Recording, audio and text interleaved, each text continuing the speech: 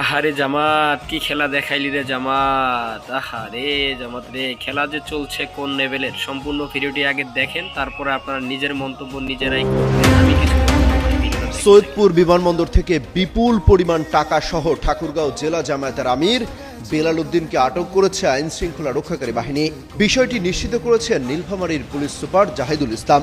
জব্দকৃত টাকা মেশিনে গণনা চলছে।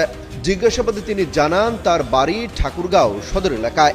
তিনি পেশা একজন শিক্ষক। লাগেজে 50 লাখের বেশি টাকা আছে বলে জানান তিনি। টাকার উৎস জিজ্ঞাসা করা হলে তিনি জানান, এগুলো তার ব্যবসার টাকা। গার্মেন্টস ব্যবসার সাথে তার সম্পৃক্ততা রয়েছে, এমনটাও জানিয়েছেন তিনি।